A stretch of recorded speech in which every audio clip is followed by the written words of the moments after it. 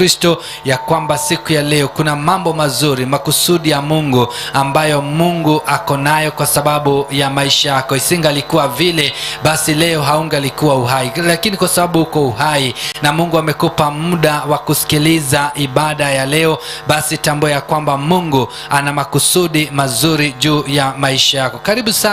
Karibu sana katika jina la Yesu, msikilizaji wa Mwangaza wa Neno FM, mtazamaji wa runinga ya Kiheo. Pia karibia tukaweza kujuzwa yale mambo ambayo Mungu anataka tuyajue asubuhi ya leo. Mimi ni Arthur Kiathi. Sharon Wamboi atakuwa mtangazaji wetu wa lugha ya ishara ambaye atatuongoza katika ibada yote tu kwa lugha ya ishara. Naye ambaye atatuongoza katika ibada ya siku ya leo si mwingine ila ni mchungaji Bernard, ambaye ndimkaribisha ili kwamba akachukua usukani kutoka hapo, nawe utume jumbe kupitia kurasa zetu za Facebook, kupitia kurasa zetu za YouTube, kupitia nambari zetu za arafa, naye Mwenyezi Mungu atakubariki na kubariki tena. Karibu sana mtumishi wa Mungu.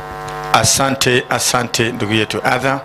Asante kwa utangulizi mwema. Mungu akubariki. Amina. Na azidi kukuinua zaidi. Amen. Mtazamaji wangu na msikilizaji mahali popote ulipo, ninakukaribisha hapa katika studio hizi za Mwangaza FM, Mwangaza TV na Kiheo pia TV. Karibuni sana mahali popote ulipo. Kuna watu wanatazama wakiwa ng'ambo, kuna watu wanatazama wakiwa hapa nchini. Kwa hivyo kila mmoja na wakaribisha sana katika studio hizi. Mungu wabariki na azidi kuwatenda mema katika hili neno ambalo Mungu anataka tugawane siku ya leo, neno la uzima. Neno la uzima ni kumaanisha ya kwamba leo kuna uzima mpya, kuna nguvu mpya, kuna neema mpya ambayo inaenda kushuka leo katika jina la Yesu Kristo. Kabla ama bila kupoteza muda ama wakati wowote, ningependa mahali popote ulipo, uko na nafasi nzuri ambapo unaweza funga macho tuweze kuomba.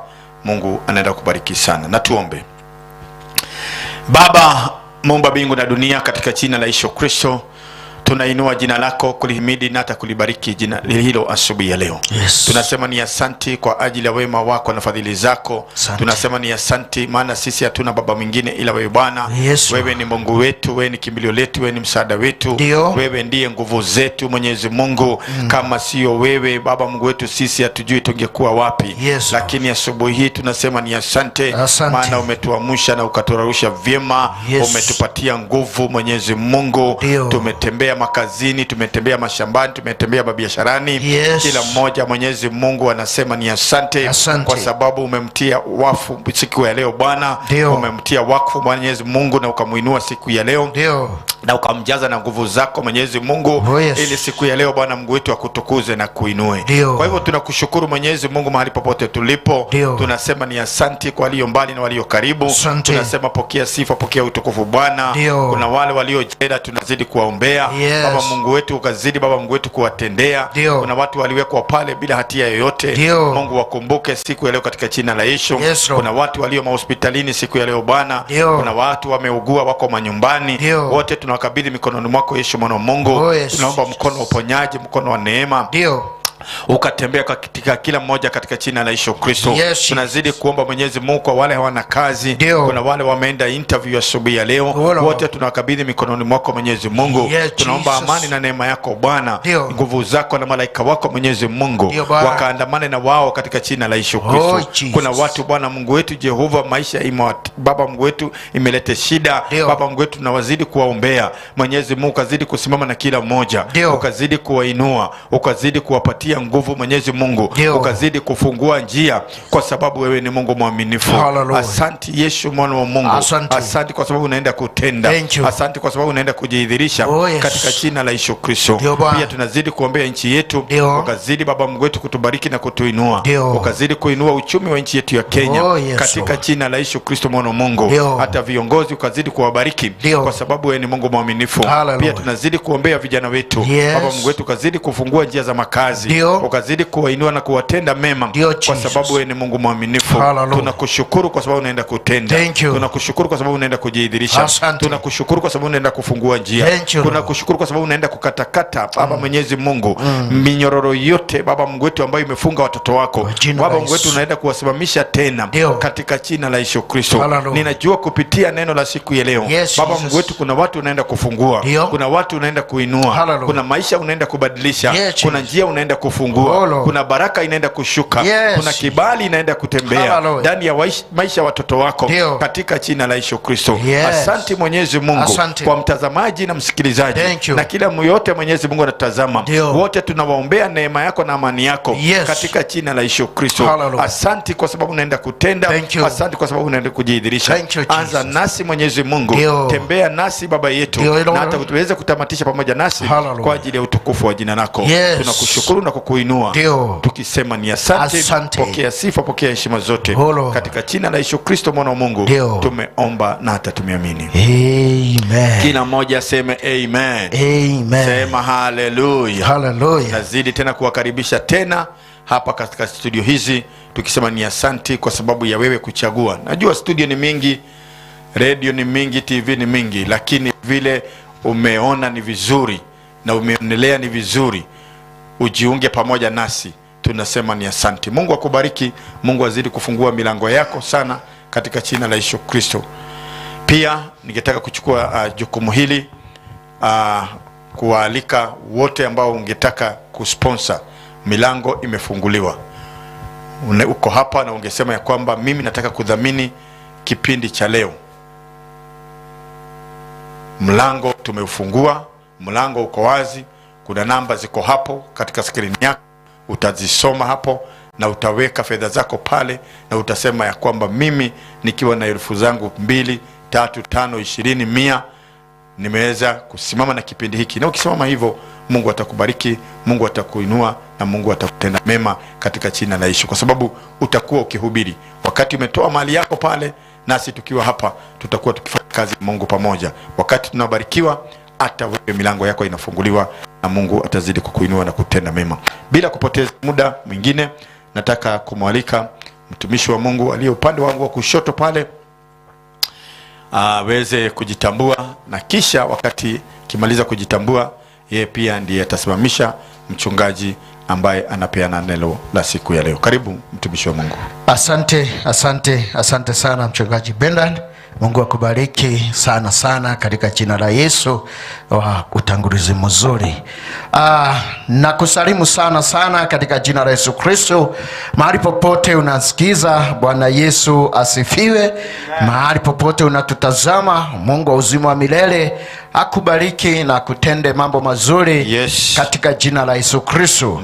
Tuna sababu ya kusema asante kwa Mungu kwa sababu ya kutupatia siku ingine, kupatia nafasi ingine ya mwezi mwingine, mwezi mpya ambaye Bwana ameona ni vyema tupate kuona. Kwa hivyo tunashukuru Mungu na kusema ni asante. Thank you. Rangu ni kuwakaribisha mahali popote mlipo. Karibuni tena na tena. Tuweze kuandamana pamoja nasi. Tusikie kile Mungu ametuandalia siku ya leo, na najua ako na mambo mazuri juu ya maisha yako. Tega masikio yako, tufuatilie ukiwa mahali popote pale. Na Mungu atakubariki sana sana katika jina la Yesu. Asanteni na Mungu abariki kwa jina la Yesu. Asubuhi leo tumebarikiwa kuwa na mtumishi wa Mungu our senior Reverend. Aweze karibu sana uweze kuendelea kwa neno la Mungu katika jina la Yesu. Asante sana mchungaji Muredhi. Na pia mchungaji Kibiego. Umetuongoza vizuri. Nashukuru Mungu. Mungu akubariki sana na akutende mema. Amen. Mpenzi mtazamaji na mpenzi msikilizaji, ningependa kukusalimu asubuhi ya leo. Ujambo. Natumaini uko salama. Katika jina la Yesu.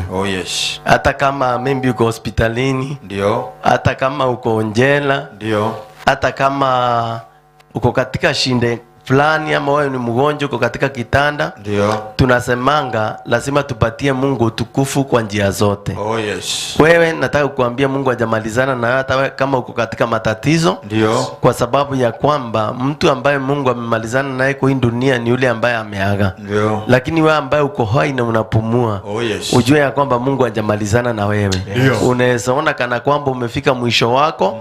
Mungu naye anafanya mwanzo leo katika jina la Yesu. In the name of Ni Jesus. wengi tumeshuhudia hata katika Biblia walifika mwisho wa maisha yao. Ndio. Walionekana hawafai kwa hii dunia, Yes. lakini Mungu alianza maisha mapya na hao. Ndio. Kwa hivyo hata wewe siku ya leo, Oh yes. Mungu ataanza na wewe Yes. katika jina la Yesu. In the name of Nataka kufundisha siku ya leo ama tufundishe na wachungaji. Ndio. Ndio maana unaona hata bila nimekaribishwa sijasimama, Ndio. kwa sababu ni vizuri pia kusikiza mafundisho, tujue Mungu anataka nini. Ndio. Jue maisha yetu, tunapaswa tukae na huyo Mungu namna gani. Oh yes. Tunapaswa tutembee naye namna gani. Kwa hivyo mafundisho ya leo, neno ama ujumbe wa leo unasimamia ya kwamba jinsi ya kutembea na Mungu. Oh yes.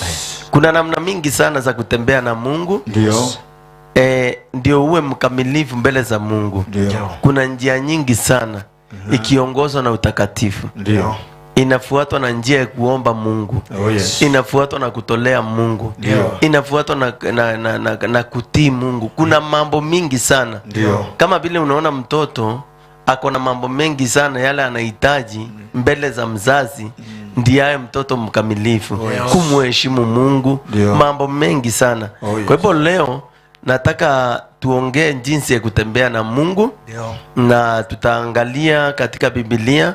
Yes. Tuangalie tuone yule mtu ambaye alitembea na Mungu, mafanikio ambayo aliyapata. Ndio. Na yule mtu ambaye pia hakutembea na Mungu lakini alitembea na mtu anatembea na Mungu. Ndio. Naye tuone pia mwisho wake ama ni nini alipata. Bwana asifiwe sana. Amen. Kwa hivyo leo ama mada ya siku ya leo ama neno la siku ya leo na ujumbe wa leo nasimamia kuhusu watu wawili.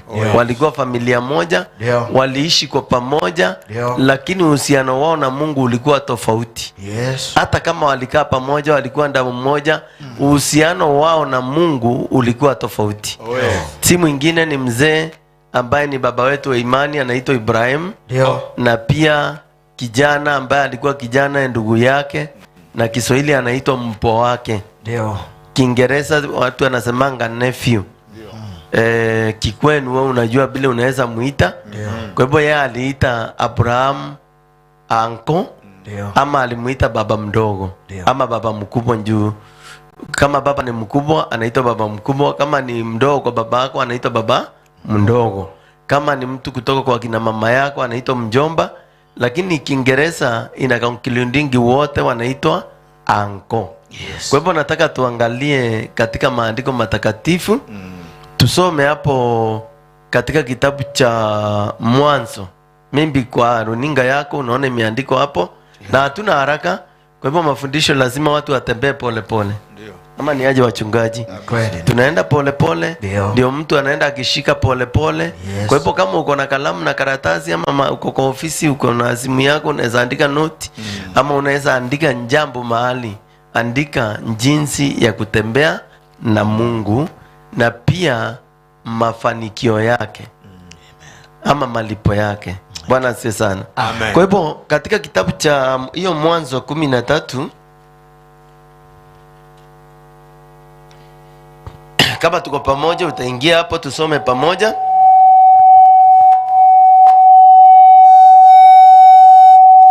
Mwanzo 13. Abrahamu akapanda kutoka Misri, yeye na mkewe na kila alichokuwa nacho, na Lutu pamoja naye mpaka kusini. Naye Abrahamu alikuwa ni tajiri sana kwa mifugo, kwa fedha na kwa dhahabu. Akaendelea kusafiri kutoka kusini mpaka Betheli, Nitasimamia hapo kwanza. Maandiko yanasema ya kwamba kama vile nimekuambia, na nitarudi hapo nyuma kidogo ama nikurudishe nyuma kidogo. Huyu mtu anaitwa Abraham. Nikulete nyuma kidogo, Mungu alimtokea. Yes. Ukisoma hapo nyuma chapter number 12, Mungu alipendezwa na Ibrahim. Ndio. Na akaenda akamtokelezea katikati ya watu wao na jamii yao. Ndio. Akamwambia Abraham, ninaomba uondoke katika hii nchi, uende katika nchi ambayo nitakuonyesha. Kwa hivyo alipomuita na alipomtokea, wakaondoka na wakaanza safari. Na wakati walianza safari, kawaida Mungu alikuwa amemwambia, chukua mkewe Sara, muondoke na yeye, muende na yeye mpaka mahali nitakuonyesha. Na naona makosa moja, naona Ibrahimu alikosea. Aliambiwa abebe Sara. Mungu alikuwa na sababu, lakini baada ya kuambiwa abebe Sara, kwa sababu alilea Lot na aliishi na Lut, alionelea ni vema asimuache, ambebe, atembee na yeye. Kwa hivyo mwito ulikuwa katika Ibrahimu, lakini Lot hakuwa na mwito. Bwana asifiwe sana. Amen. Sasa maandiko yanasema ya kwamba waliposafiri na akaingia katika ile nchi, alienda mahali inaitwa Betheli. Na alipoenda Betheli akatoa dhabihu, na alipomtolea Mungu dhabihu, kupitia ile dhabihu, hata kama kulitokea njaa na kulitokea shinda mingi sana, Mungu alielekeza Ibrahimu katika nchi ya Egypt. Na kutoka pale walitoka wakiwa matajiri sana, wakiwa na mtoto wa ndugu yake Lut. Ndio. Sasa wamerudi wakaenda tena katika hii nchi. Hapa sasa tunaongea kuhusu nisaidie kidogo na maji. Hapa tunaongea kuhusu na walipotembea katika hiyo nchi, Ndio. walipitia mangumu katikati ya wachungaji wao. Ndio. Kwa sababu walikuwa na utajiri mwingi sana, wakaanza kugombania mahali pa malisho. Sasa hapo ndio tumefika katika hiyo kitabu. Inasema na aliposafiri, bado alikuwa na Lutu akitoka Misri. Ndio. Na alikuwa na mkewe Sara. Ndio. Na aliposafiri akaingia katika huu mji. Tuendelee hapo mstari wa 3. Ndio. Akaendelea kusafiri kutoka kusini mpaka Betheli. Ndio. Betheli ni kama mahali Mungu alipachagua, kwa sababu wakati Ibrahimu alitoka kwa baba yake na mama yake, dhabihu ya kwanza aliitoa Betheli. Kwa hivyo baada ya kutoa ile dhabihu na wakaishiwa na kila kitu, wakaenda Egypt bila chochote, karibu apoteze mke wake, karibu apoteze maisha yake, Mungu akamnusuru na akambariki. Ndio.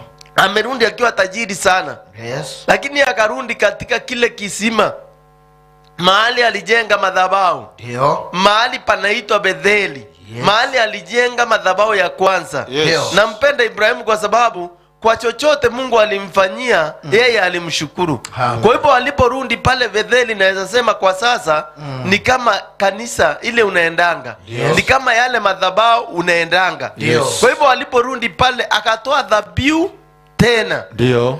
Haleluya. Amen. Akatoa dhabihu tena. Na alipotoa dhabihu tena, Ndio. maandiko inasema ya kwamba, acha tusome ndio tupelekane.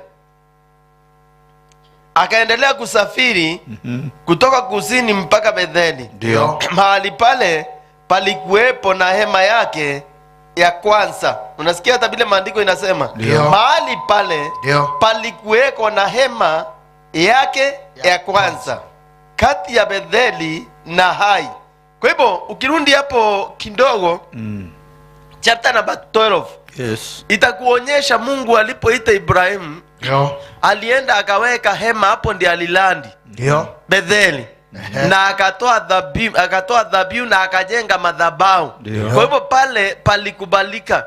Yes. Sema amen. Amen. Pale palikubalika. Ndio. Ameenda amepitia changamoto, na baada ya kupitia changamoto Mungu akambariki sana. Ndio. Hata wakati ametajirika, Yes. hakusahau na mahali na ile madhabahu ilifanya afanikiwe. Ndio. Ile madhabahu alijengea Mungu ikafanya maisha yake ibadilike. Ndio. Ile madhabahu mahali alianzia maisha. Yes. Madhabahu ya kwanza. Ndio. Ile nyumba ya kwanza hakusahau nayo. Ndio maana unaona leo, mada ya leo tunasema jinsi ya kutembea na Mungu. Na Mungu.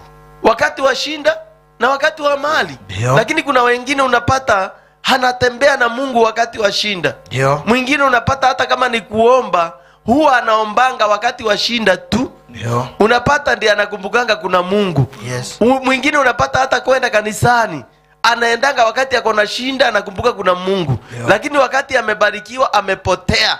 Kuna mwingine hata mchungaji atapata simu yake wakati ako na shinda tu. Ndio. Lakini wakati amefanikiwa amepotea. Ndio. Kwa hivyo mpenzi mpendwa, Ndio. na wewe ambao unatusazama leo, Yes. kwa hivyo chanzo lazima ujue ya kwamba Ndio. jinsi ya kutembea na Mungu yako. Hallelujah. Jambo la kwanza, pointi number 1. Yes. Usisahau na mahali ulikutana na Mungu Ndio. katika hayo madhabahu. Hallelujah. Na usiwahi sahau. Oh, yes. Ibrahimu hata alipoenda Misri, Ndio. alirudi pale pale Betheli, Ndio. na aliacha amejenga hema. Hema la mkutano sahizi ndio inaitwa kanisa. Ndio. Kwa hivyo alirudi kwa ile madhabahu. Ndio. Akarudi kwanza katika hiyo na akasema sitasahau. Yes. Wewe ambao uko hapo, maybe hata uko Kenya, Yes. maybe uko nje ya Kenya, Ndio. ulibarikiwa mahali. Ndio. Ulibarikiwa kwa madhabahu fulani. Ndio. Ulibarikiwa kupitia madhabahu fulani na mchungaji fulani. Ndio. Lakini ulipoenda ulisahau. Ulisahau. Ukaona hiyo si kilasi yako. Ndio. Hata hiyo kanisa si kilasi yako. Ndio. Hata hiyo area si kilasi yako. Ndio. Ukumbuke wakati ule Yes. ulikuwa wapi. Ndio. Ukumbuke wakati ule ulikutana na Mungu. Oh, yes. Ulikuwa wapi. Ndio. Wakati ule ulifanikiwa. Oh, yes. Ulikuwa wapi. Ndio. Na uheshimu Mungu na kila kitu ambacho uko nacho. Ndio, Kwa yes. sababu Ibrahimu,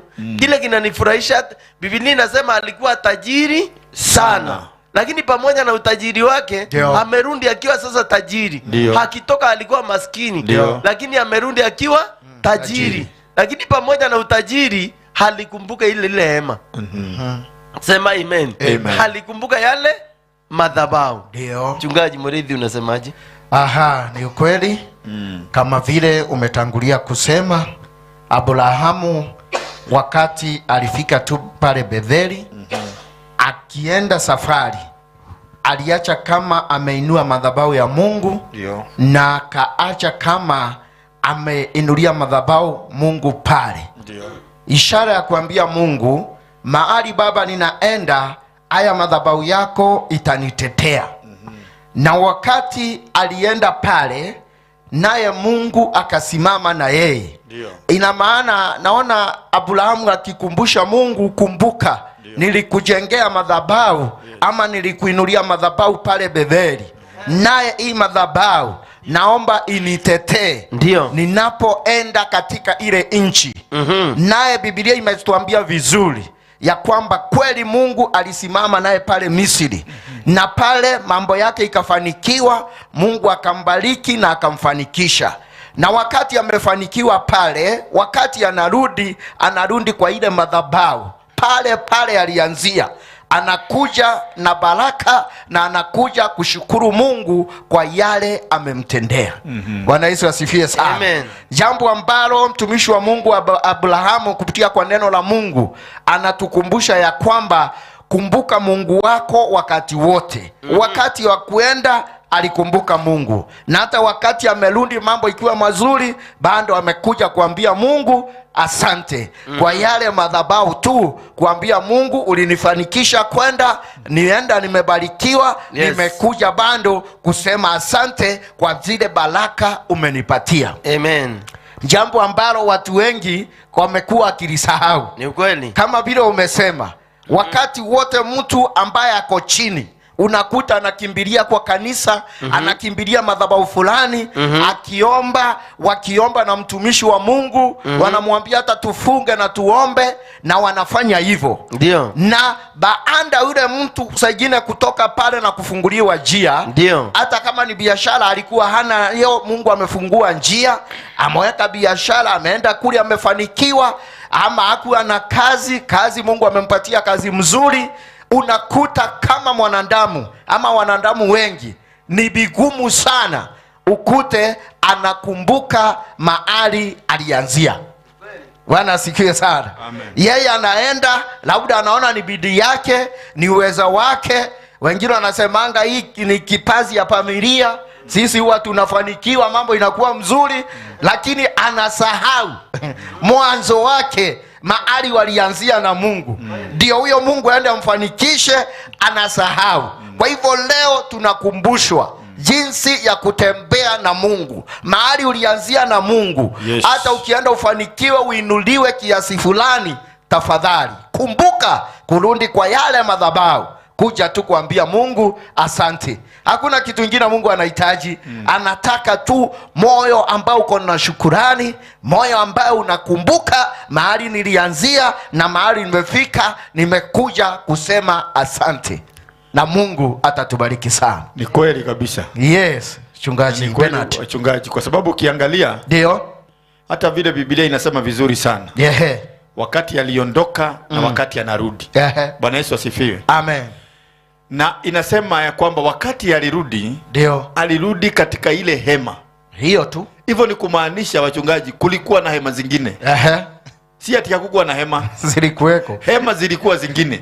Lakini alitambua ile hema alikotoa dhabihu ya kwanza. Ndio. Hapo ndio atarudi. Bwana Yesu asifiwe. Amen. Na ni kweli sisi kama binadamu na watu, ndio, mara nyingi ndio, wakati pengine tukienda tukifanikiwa, huwa tunasahau. Kabisa. Bwana Yesu asifiwe. Amen. Huwa tunasahau. Ndio. Huwa tunabagua. Bwana Yesu asifiwe. Amen. Kwa sababu pale ndio huyu jamaa akienda atoe dhabihu hakuwa sawa. Lakini wakati anarudi, ndio Biblia inasema alikuwa na mali nyingi sana. Akaja na mangamia, ndio, mang'ombe, kila aina ya mifugo, dhahabu, fedha na vitu mingi sana. Yesu asifiwe. Amen. Lakini akarudi, ndio, mahali pale alijua alikutana na Mungu. Ndio. Bwana Yesu asifiwe. Amen. Hema ni mingi. Ndio. Hema ni mingi, mchungaji. Kabisa. Hema ni mingi sana.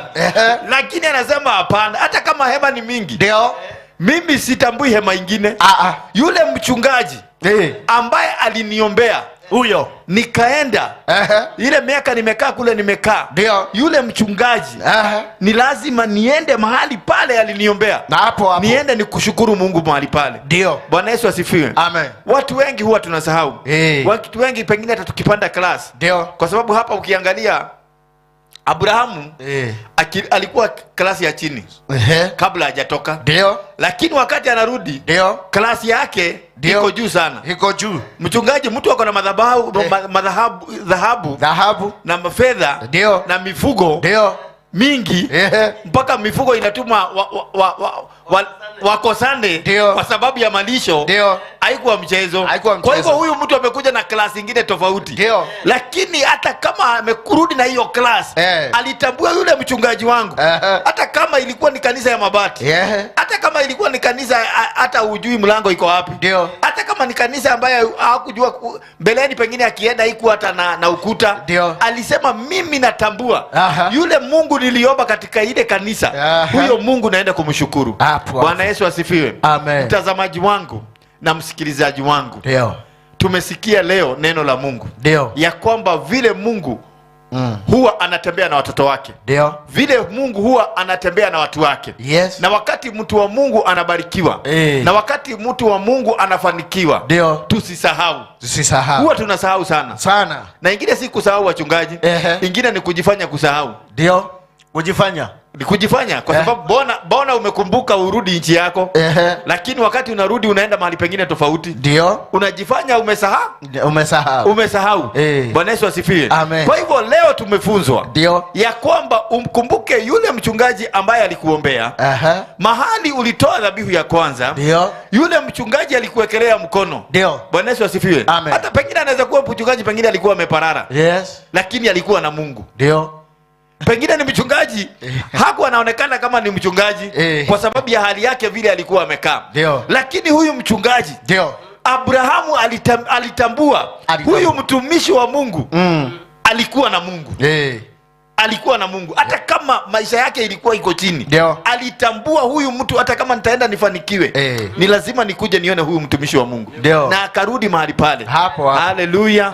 Bwana Yesu asifiwe. Amen. Endelea mchungaji. Haya, tuendelee na maandiko. Asante sana mchungaji. Ndio. Mchungaji pia asante sana. Thank you. Kuna kitu mmetusaidia na pia tumesaidia wapendwa. Kwa maana maandiko inasema neno la Mungu ni kama upanga unaokata pande zote mbili. Kwa hivyo ujue hata unapobarikiwa hata sisi pia ili neno linatuguza. Ndio. Kwa hivyo tunashukuru sana kwa sababu tumesikia kuhusu kukumbuka mahali umetoka. Ndio. Tunapoendelea hapo mstari wa 4. Ndio. Napo ndipo palikuwa na madhabahu. Ndio. Aliyofanya hapo kwanza. Ndio. Unasikia sasa ni hapo hata umemalizia kutaja. Ndio palikuwa na ile madhabahu alifanya hapo kwanza. Kwa hivyo alirudi kwa ile madhabahu yake ya kwanza. Ile. Mahali aliona Mungu. Mahali alionea Mungu. Hakuwa na chochote wakati huo. Hakuwa na kitu. Hata alikuwa bila chochote. Ndio. Na sasa amefanikiwa. Amerudi bila kuambiwa hata na Mungu rudi. Na hiyo kuna wengine wanangojea Mungu amwambie fanya hii, fanya hii. Hapana. Wewe mwenyewe ndio utakumbuka mahali uliona Mungu. Mahali uliombea ukapata mtoto. Mahali uliombea ukapona kansa. Mahali uliombea ukatajirika. Mahali uliombea ukafanikiwa. Mahali uliombea ukajua Mungu. Mahali ulionyesha njia za utakatifu. Huyo mchungaji alikushika mkono. Akakuweka hiyo msingi. Hata kama ulimuacha wapi.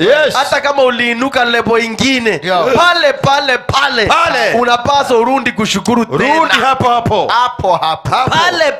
Pale. Haleluya. Si ati upitange unasema hii kanisa unajua ilikuwa yangu. Mbona ilikuwa na saisi yako?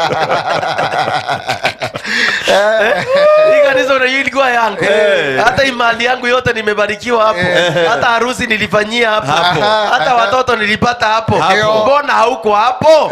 Mungu anataka urudi pale. Mulipatana na yeye. Ukamshukuru pale. Mchungaji Kibia ametuambia madhabahu zilikuwa mingi.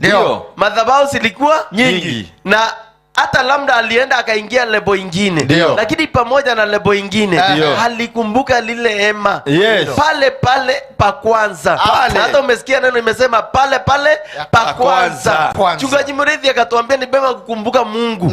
Hata wakati umetoka mahali usisahau na mahali ambapo umetoka. Kwa sababu kuna ule Mungu alinena na wewe.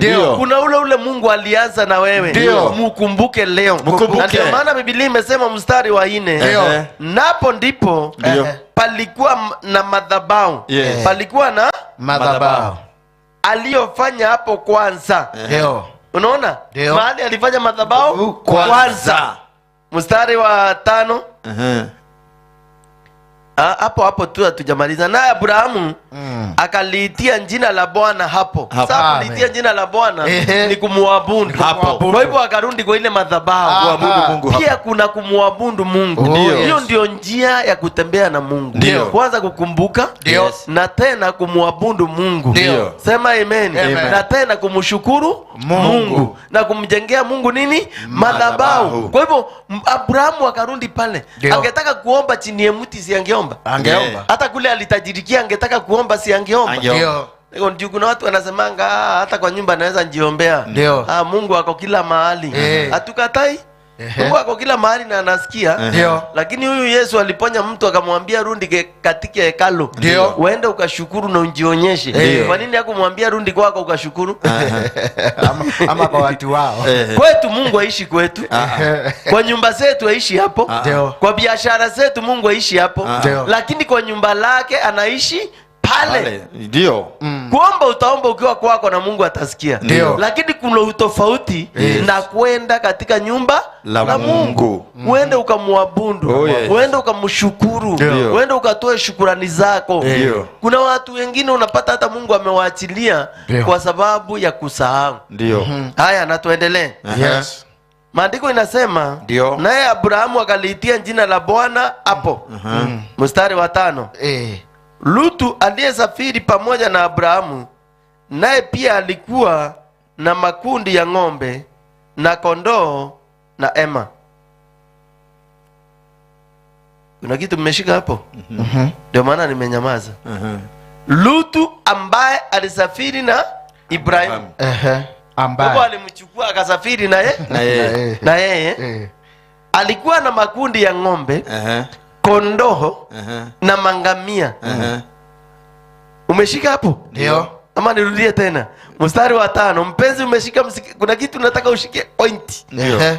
Na Lutu aliyesafiri pamoja na Ibrahimu. Na Lutu aliyesafiri pamoja na Abrahamu. Hakuna mahali tumetajiwa Lutu alitoa dhabihu. Hapana. Hata alitembea na Mungu. Yeye alisafiri pamoja na Ibrahimu. Hakusafiri na Mungu. Alisafiri pamoja na Abrahamu. Yeye alitambua Ibrahimu, lakini hakutambua Mungu wa Ibrahimu kabisa. Hata hakuna mahali alijenga madhabahu. Hata sandaka ya kondoo moja. Maana pale tumetajiwa Abrahamu peke yake. Ndiye alienda Betheli. Hata madhabahu ya kwanza walikuwa na yeye, lakini Abrahamu ndiye alikuwa anatoa dhabihu na ndiye alikuwa anaabudu. So umesikia tumeambiwa Abrahamu akarudi pale na akamwabudu Mungu. Lakini Lutu hakuna mahali Biblia ingesema waliabudu Mungu na Lutu. Lutu alibaki huko nje akamwambia ngangana na Mungu wako. Lakini alikuwa anakulia neema ya Ibrahimu. Anakulia neema. Ni kweli. Wanatembea tu pamoja na yeye. Pamoja. Lakini yeye hakuna mahali alitoa hata kondoo moja. Hakuna. Lakini Ibrahimu akibarikiwa alimwagia mali. Kwa sababu utajiri wao ulianzia Misri. Wakati Ibrahimu mkeo alikuwa amechukuliwa Sara. Wakapatiwa mali mingi sana. Na Ibrahimu akamwagia mali. Lakini yeye hakutambua Mungu wa Ibrahimu. Abrahamu akitoa dhabihu, Lutu hayuko hapo. Unaweza ishi hata na mtu kwako. Hata kwa nyumba yako. Anakundanganya tu mnaenda kanisa mapema, lakini yeye atambui Mungu wako. Hata hana shughuli na huyo Mungu. Anakula kwako, anakunywa kwako. Saa nyingine hata anakufungia baraka. Anatumia neema yako. Lakini Mungu wako atambui. Hata wakati unaabudu Mungu wako atambui. Hata wakati unatoa dhabihu atambui. Hata kuna watu wako hivyo kanisani. Washirika mko na mavuno. Wakati wa kutoa anamwambia wewe umezoea kutoa, enda utoe. Anabaki kwa kiti. Na maybe hata ni rafiki yako. Ukibarikiwa anakwambia bwana tumetoka mbali. Tumetoka nikumbuke. Tumetoka mbali. Sasa ile umefanikiwa ule ni wetu. Lakini mbeleni yako anasema ni wenu. Kuna watu wanataka kulio neema. Kwa hivyo Lutu alikulia neema ya Ibrahimu. Na hata kukulia neema si mbaya, njoo Ibrahimu alikuwa babake, anko yake ama babake mkubwa ama mdogo. Lakini hakutambua Mungu wa Ibrahimu. Aliona matendo makuu. Hata kuabudu hakuabudu. Hata kuomba hakuomba. Biblia inasema Lutu aliyesafiri na Ibrahimu. Tarudia hapo tena nitamu. Yaani wakati Abrahamu anaenda kupanda kwa madhabahu ya Mungu, yeye hapandi. Na Ibrahimu akifanikiwa anamwagia. Wakati wa kupanda hatuko pamoja. Lakini wakati baraka inakuja wako pamoja. Wewe unataka sasa nikugawie. Tukitajiwa utajiri tunatajiwa wote pamoja. Wakikula anakula pamoja. Lakini akienda kuabudu hakuwahi abudu na yeye. Anahesabu, anaangalia kile amegawia. Si amegawiwa na Abrahamu. Yeye akiangalia kile amegawiwa, na Biblia inasema alikuwa na mang'ombe na mangamia na mambuzi, zote alikuwa nazo. Lakini yeye hizi amegawiwa, kutolea Mungu hawezi hata kuabudu Mungu. Unasikia hata Abrahamu alienda kwanza akaabudu Mungu. Na atuambii kama waliabudu na Lutu tungeambiwa. Ni kweli. Alafu huyu mtu si amegawiwa. Yeye angalii hii yake. Anaangalia huyu mwenye neema. Mwenye neema azidi kutoa, endelee kutoa. Azidi kutoa, endelee kutoa yake. Na si kidogo. Hataki kukuza. Hataki kukuza. Isipungue. Anasema mimi nimeshikilia neema. Nimeshikilia neema, tuendaende. Nigawie tena niongeze. Kazi yake ni ya kuongeza. Hakuna mahali anapunguza. Hakuna mahali anatolea Mungu. na atambui huyu Mungu huyu Mungu wa Ibrahimu. Amtambui, atambui, amtambui, atambui na ajui siri. Wakati Abrahamu anatoa ndio naye Mungu anazidi kumuongezea baraka. Yeye anataka kushikilia kale yako nako, na anaona baba yake kile anafanya, ndio anaona baba yake chanzo za kubarikiwa. Anaona wakati wote baba yake ametoa, ndio makundi na makundi inaongezeka, na hata yeye anafaidikia hapo.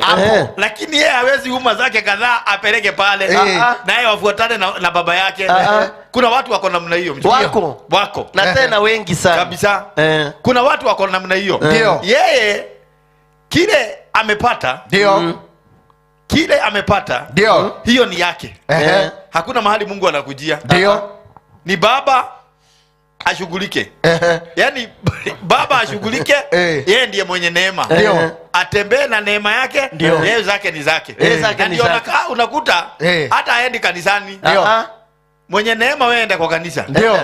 Na yeye akashughulikia makundi yake. Ibrahimu hata naona wakati hiyo siku anatenga kuabudu Mungu, na anafanya fasting, yeye anachinja kondoo zake, anakula, anaenda kuchunga kondoo, amejiburudisha pale pole pole, hata hana shughuli. Na ndio hao watu unakuta wanakuambia wewe ndio mwenye neema, wewe enda kanisani. Kuna wale watu wanasema wewe enda kanisani, yeye kwa mahoteli. Lutu naona alikuwa kwa hoteli. Wakati si ni Sunday, Sunday ndio ibada. Kuna mtu sasa ameenda kujivinjari. Hiyo ndio ilikuwa kazi ya Lutu. Ni ukweli? Wewe mwenye neema endelea na maombi, sisi tuende kuswim. Ilikuwa hivyo. Sisi tuende kuswim kwa sababu ana ile mzigo. Unajua ana ile mzigo kidogo, ana mzigo hata kidogo. Ajui hizi vitu zinatoka wapi. Bwana Yesu asifiwe. Kuna watu huwa wanagojea tu vitu ziingie, kama Lutu, vitu tu ziingie. Lakini kugaramia hataki, mambo ya gharama hataki hata kidogo, hataki. Na ni ukweli. Haya, tuendelee hapo mstari wa 5. Ndio ati na Lutu aliyesafiri pamoja na Abrahamu, yeye naye alikuwa na makundi ya ng'ombe, kondoo na ema. Ema sasa ni pale aliishi. Si lazima ulikuwa unaweka unakaa na watu wako. Mstari wa 6. Na ile nchi haikuwatosha. Imagine nchi nzima mnashindwa kutoshea juu ya utajiri. Mstari wa 6. Ile nchi haikuwatosha hili wakae pamoja, maana mali zao zilikuwa nyingi, hata wasiweze kukaa pamoja. Yani mali zilikuwa nyingi, wasiweze kukaa pamoja. Sasa wakati mnatengana ndio mtu anatambuanga kuna neema mtu fulani alikuwa nayo, alikuwa nakulia. Sasa kulikuwa na ugomvi kati ya wachungaji wanyama wa Abrahamu na wachungaji wa wanyama wa Lutu. Sasa wale wachungaji walikuwa wanalisha kondoo. Lutu na Ibrahimu hawakuwa wanashinda juu huyo anamuita baba ama anko. Lakini sasa hawa wakaanza kuombania wanaolisha juu ng'ombe asitoshei. Ukawa hata na ugomvi. Na sasa vile kulikuwa na ugomvi, pamoja na haikuwatosha wakae pamoja, na mali zao zilikuwa nyingi, hata wasiweze kukaa pamoja. Haya, kulikuweko na ugomvi kati ya wachungaji wa wanyama wa Abrahamu na wachungaji wa wanyama wa Lutu. Na siku zile Wakanaani wa Perezi walikuwa wakikaa katika nchi. Abrahamu akamwambia Lutu, basi usiwepo ugomvi na kusii. Sasa Ibrahimu hata ni anampembeleza. Na kusii. Unasikia, ukisikia kusii mtu, Ibrahimu pia alikuwa mnyenyekevu kabisa. Na hakupenda hata magombano. Lakini yeye ndiye alichukua huyu mtu akasafiri naye. Akamwambia huyu ni mtu kama mtoto yake. Ni mtoto wake, ndio alikuwa mtoto wa ndugu yake. Na huyu ndugu yake alifariki. Loti kakiwa katoto. Kwa hivyo alilewa na Ibrahimu. Ndio maana hakumwacha. Ndio maana hakumwacha, alimchukua kama mtoto wake. Lakini usisahau Mungu alijua Lutu ana usito na yeye. Na ndio maana ukiangalia Mwanzo hapo 12 inasema Mungu aliambia Ibrahimu, chukua mkeo ondoke kwenu. Hakuna mahali alitaja Lutu. Lutu ilikuwa mapenzi, Ibrahimu siye Mungu. Ndio. Ndio unaonanga pia the other side. Kufanya mapenzi ya Mungu ni vizuri. Ni vizuri sana. Hata ukiomba Mungu unamwambia nimekuomba hii na hii, lakini mapenzi yako itendeke. Umeunderstand? Hata kuna watu wanalia kwa ndoa. Ndio. Juu labda hawakuuliza Mungu mapenzi yake. Aliangalia mtu tu akaona urembo, lakini hakuona roho yake. Ni kweli. Akaona rangi ya dhao. Sasa hiyo rangi ya dhao inamulilisha. Inaleta shida. Umeunderstand? Lakini hakuuliza Mungu mapenzi yake. Hapa pia inatufundisha ni vizuri kujua mapenzi ya Mungu. Sasa unasikia pale wako Ibrahimu ashatoa dhabihu. Ndio. Haya. Biblia inaendelea kusema mstari wa 8. Ndio. Abrahamu akamwambia Lutu, ndio, basi usiwepo ugomvi ndio na kusi kati ya mimi ndio na wewe, wala kati ya wachungaji wangu ndio na wachungaji wako. Yes. Maana sisi tu ndugu. Ndugu ni familia moja. Ndio. Sisi tu ndugu. Je, nchi yote iko mbele yako. Ndio. Basi unjitenge nami na kusi. Yes. Ukienda upande wa kushoto, ndio, nitakwenda upande wa kuume. Yes. Ukienda upande wa kuume, ndio, nitakwenda upande wa kushoto. Ndio. Yani Ibrahimu hata amempatia choose. Achague tu yeye mwenyewe. Wewe ukienda pande east nitaenda west. Wewe ukienda west au ukienda north nitaenda south. Ibrahimu alikuwa ready kabisa. Nikumaanisha alikuwa mtu mnyenyekevu. Nikumaanisha Reverend. Ndio. Vile walikuwa wamekaa. Ndio. Abrahamu alijua huyu kijana ni kichwa ngumu. Ni kichwa ngumu kwa sababu ukiona mahali baba Abrahamu anamwambia sisi ni mandugu. Yani Abrahamu alikuwa anataka ku level the ground, yani kuenda chini ndio watoshane. Ni kama alisupport hiyo vita. Hiyo ilikuwa kwa wachungaji, support. Hapa anamwambia sitaki ugomvi. Na hata alimwambia maanisha alikuwa anachochea. Hata akamwambia na kusi. Ukisikia mtu anasi mtu kusi, alikuwa mkali sana. Uchochezi, yani alikuwa anachochea hao watu. Wapigane. Yani anamwambia sisi ni mandugu. Yani ni mzee kwa heshima, lakini ameenda chini ndio watoshane na ukija. Kijana jana ndio mwambia tu nakusiku sisi ni mandugu. Ndio. Imagine tusikosane na ni baba yake kwa kuheshimiwa, lakini kwa sababu sitaki tukosane. Tena anakuja anamwambia kwa sababu mimi sitaki mambo mengi. Ndio.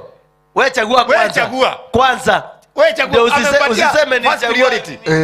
Ndio usiseme ni mimi. Wewe chagua kwanza. Ukienda kaskazini nitaenda mashariki. Ukienda mashariki nitaenda magharibi. Ndio. Ani anampatia nafasi ya kwanza. Kwa sababu alipenda amani sana huyo. Ni kweli. Alipenda amani. Anamsii. Lakini anajua huyu jamaa kuna mbegu ako ndani yake, si mbegu mzuri. Ya uchochezi. Na vita. Alikuwa anachochea kiudani. Anachochea kwa umbali. Koja kuna watu huwa anachochea. Labda hata alikuwa amechochea wachungaji waandamane.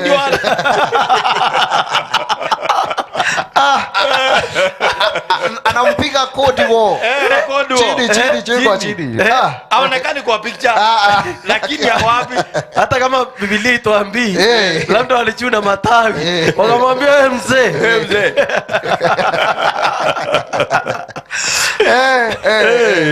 Unajua sasa yeye ni kijana na wale wanachunga ni vijana. Sasa nafasi ya kuwachochea ni kubwa sana. Ni kubwa.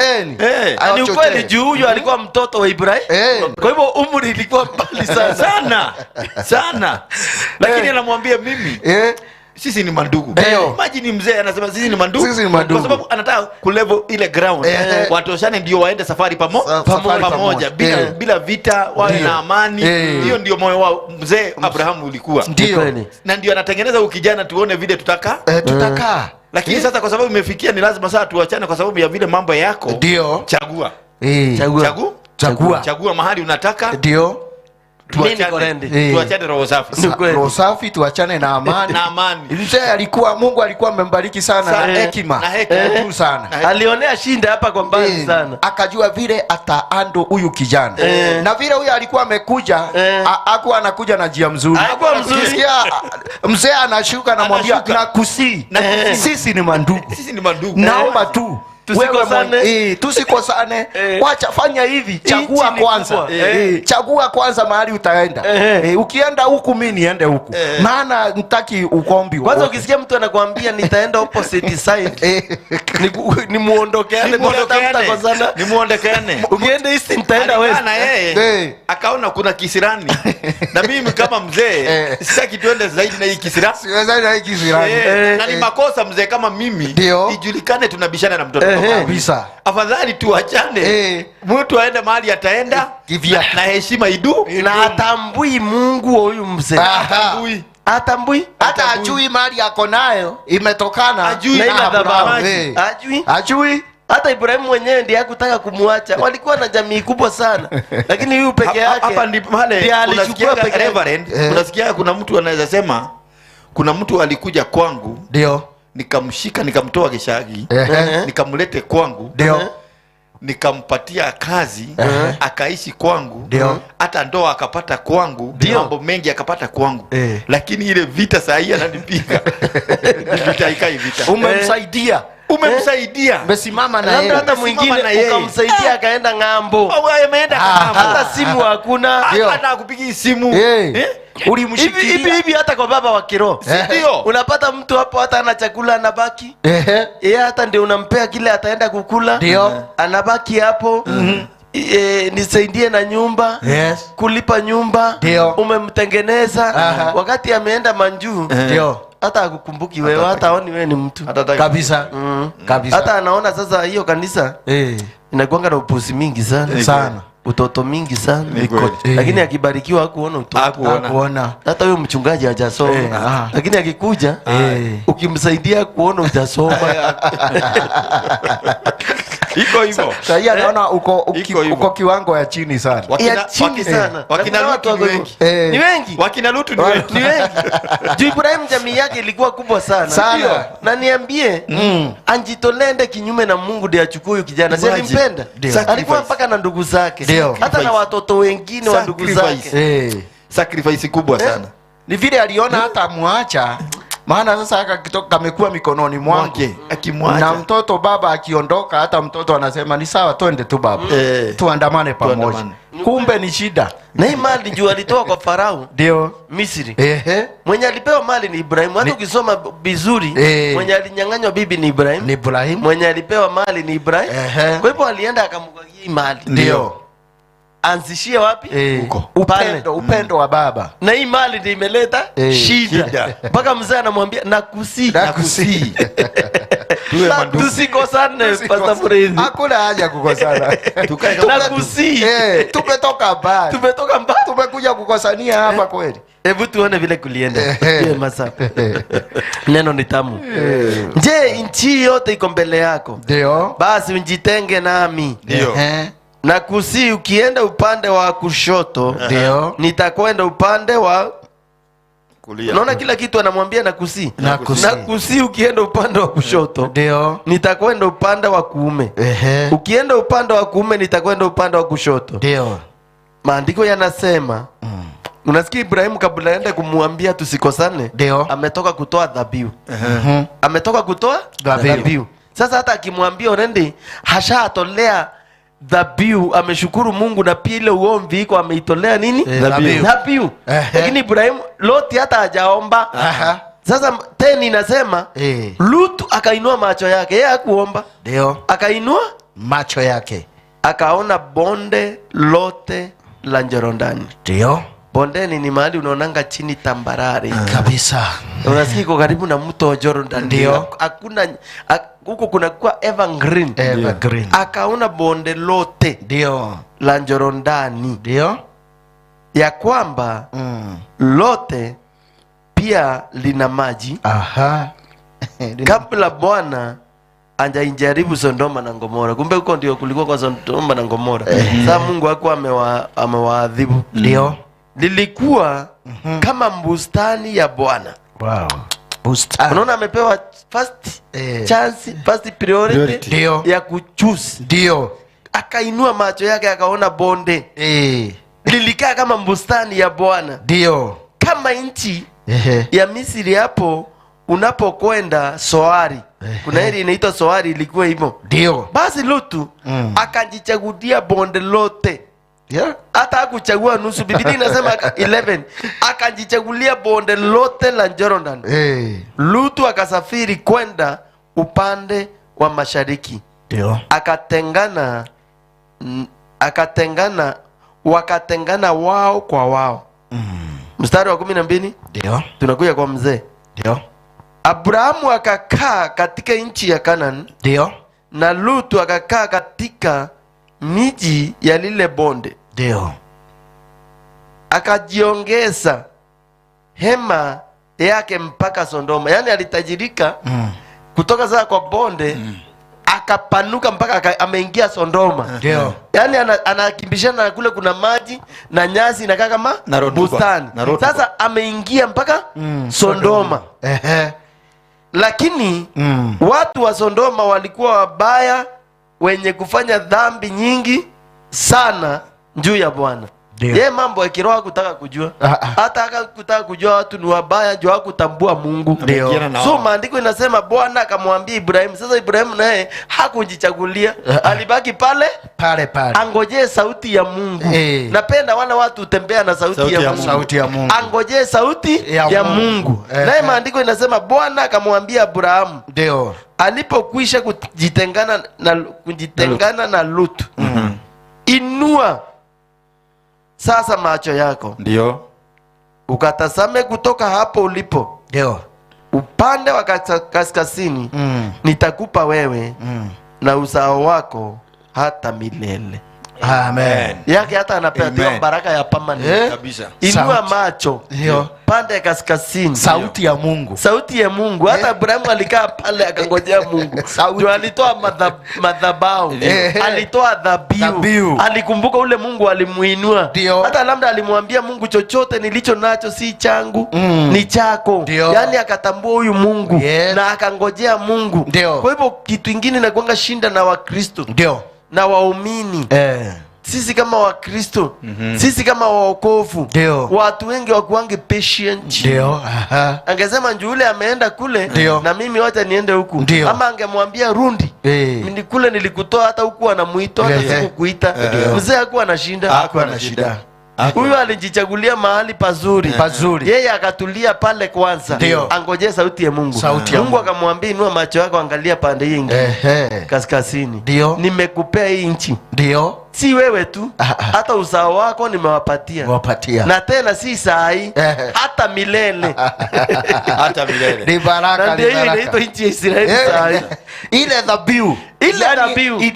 Alitoa dhabihu. Anasema Reverend.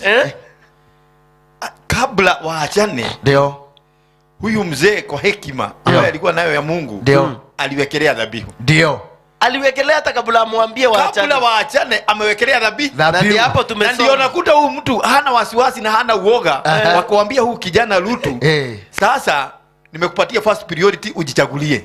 Yani dhabihu inaongea katika madhabahu. Inapanga kila kitu.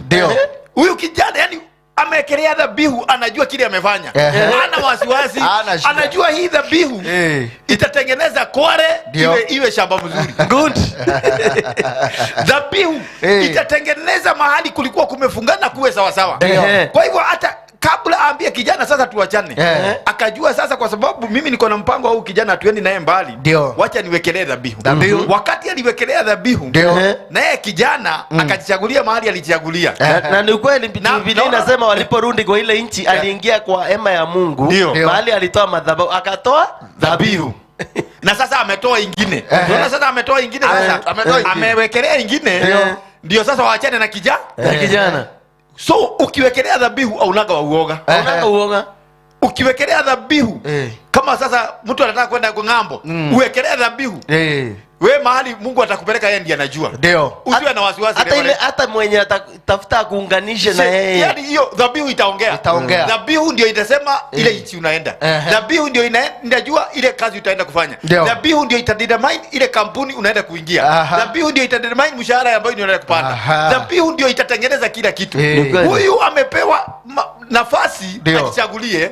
Ameenda ameangalia, anaona marotuba na nini. Ajui dhabihu kuna kitu imeweka zaidi ya kile wanaona na macho. Aha. Kile wanaona na macho. Na macho. Na ndio huyu mtu hana wasiwasi na hana stuki. Ndio. Yaani nimejifunza kitu Reverend hapa ya kwamba ukiwekelea dhabihu wewe kaa hata usiwe na wasiwasi. Be patient kama vile umesema. Ukiwekelea dhabihu be patient. Wacha dhabihu ikutetee mbinguni. Ndio. Mtu wa macho na mwili anaweza ona kama alifika. Macho na mwili. Loti aliona kama amefika. Kabisa. Na unaona sasa mahali anaelekea anaenda kukutana na watu wa Kanaani. Watu ambao wanafanya vituko, watu ambao hawaogopi Mungu. Ndio kweli. Bwana Yesu asifiwe. Lakini dhabihu haiwezi kukuelekeza huko. Dhabihu mahali ilielekeza huyu mzee hadi kwa baraka tele. Ilikuwa mahali pazuri. Nimesoma kitu hapo ya kwamba wakati unawekelea dhabihu, ndio wakati unajengea Mungu, ndio wakati unatoa kitu katika kanisa la Mungu, useme sasa, Mungu nisaidie kwa sababu mimi nimefika ukingoni. Kwa sababu Abrahamu alikuwa amefika ukingoni. Hataki vita na huyu mtoto. Hataki vita. Hataki jina iharibiwe. Na hata kama wangepigana, huyu ni kijana alikuwa na ni aibu. Ni aibu mzee. Ibrahimu alikuwa 75. Na ni kwanza ni aibu. Mzee ameheshimika. Ukisikiza Reverend tunapigana na katoto kadogo. Sasa mtoto wa brother yako. Unajua mtoto hawezi aibika. Mtoto. Mzee ndiye ataibika. Na ndio mzee anasema ndugu yangu anaita mtoto. Ndugu yangu. Sisi ni ndugu. Sisi ni mandugu. Kwa nini tunakosana? Lakini kwa sababu huyu mzee alikuwa anajua siri. Ni kuwekelea dhabihu. Dhabihu katika madhabahu ya Mungu. Hakuwa na wasiwasi. Kweli. Na hiyo dhabihu ilimtetea kabisa. Kwa hivyo mchungaji, hata kama utatembea mahali kuna vita kiasi gani, hata kama kuna vita imekuondolea macho, hata kama kuna ugumu kiasi gani imekuondolea macho, usiwe na shaka. Tambua Mungu wako katika madhabahu. Ile dhabihu umetoa. Ile dhabihu umetoa. Itakutetea. Hata kama kuna na vita gani. Hata hapo nimesoma kitu. Kwa hivyo mambo yakiwa mabaya mbele, wekelea dhabihu. Kwa madhabahu inatengenezeka. Kama kunaona kuna uchochezi itaingia, wekelea dhabihu. Wekelea hiyo. Hata vita ikikuinukiaje, tolea hiyo vita dhabihu. Tolea. Wachia Mungu. Wachia Mungu. Toa na uachie Mungu. Mungu sasa ndiye atakuelekeza. Hata nini? Na kama vile Abrahamu inasema, Abrahamu alibaki pale pale. Ndio. Na hakutoka hapo. Hakutoka. Ana shida. Dhabihu inaongea. Anajua. Mpaka Mungu mwenyewe ndiye anamwambia sasa inua macho. Sasa inua macho. Unaona hii area yote nitakupa. Ndio. Na si wewe tu. Kitu Reverend hakuwa anaona kabla hajawekelea, hakuwa anaona. Hakuwa ameona. Wakati alitoa na akaambiwa tulia hapo, macho ikafunguka. Kuna dhabihu zinafungua macho. Kuna baraka ziko karibu sana na mchungaji ambazo hatujazifikia kwa sababu ya kukosa kuwekelea dhabihu. Ni ukweli. Ukiwekelea dhabihu, hiyo kampuni inakuja. Ni ukweli. Ukiwekelea dhabihu na umetamani kitu cha maana sana, ndio mbingu inafunguka. Nasikia hata sauti ilitoka baada ya kutoa. Sauti ikatoka.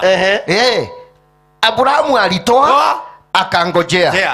Sauti ikakuja mbinguni kwa Mungu. Mungu akamwelekeza sasa. Anampatia baraka permanent. Ni permanent. Anamwambia uzao wako tena milele na milele. Na milele. Na mpaka wale hapo ndio Waisraeli wanaishi.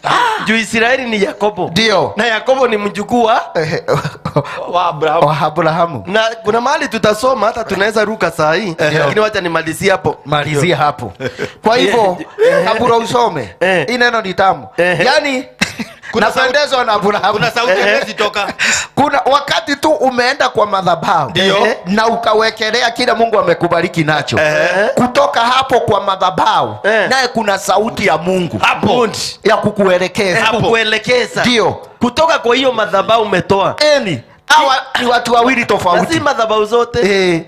Kwanza akakumbuka mahali alijenga madhabahu, ndio akafanikiwa. Akarudi kwa hiyo madhabahu, ndio ametolea Mungu shukrani. Ndio baada ya shukrani kumetokea ugomvi, wamekosana, vita imekuja. Akaambia huyu wewe chagua. Baada huyu kwenda akatoa dhabihu. Yeye anajua siri. Hii dhabihu Mungu hata alimwambia, hata kumwambia enda. Ukisoma hapo inamwambia Bwana akamwambia Abrahamu alipokwisha kutengana na Lutu, inua macho yako, sasa utazame kutoka hapo ulipo. Hata kumwambia enda hapo ulipo, hapo tu pale tu kwa hiyo dhabihu. Mungu anashuka hapo. Anamuongelesha hapo. Utazame tu ukiwa hapo ulipo. Kwa hivyo saa ingine kuna watu husema hanga zinakataa. Shinda si hanga. Ibrahimu hata aliambiwa hapo ulipo utazame ukiwa hapo. Hata kuambiwa ondoka katika hiyo anga. Hapo kwa hiyo anga. Kwa hiyo anga. Sauti ina. Kwa hivyo siri ni kukumbuka. Hiyo tu madhabahu. Hata wale wanasema anga inakataa. Tole hiyo dhabihu. Ukiwa hapo kwa hiyo sauti inatoka. Kuna sauti. Wewe ndio umefunga sauti. Hata Mungu alifanya ugomvi utokee kati ya Rutu na Abrahamu.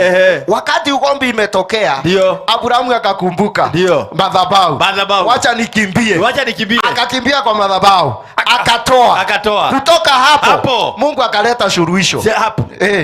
Wewe Rutu, chagua kule unataka. Akaona bonde, akaona mambo mazuri, akateremuka huko. Akachukua yote. Na niwaambie kitu kingine. Kutoka ile siku Mungu aliambia Abrahamu ondoka. Ndio. Chukua Sara. Mkewe. Ndio.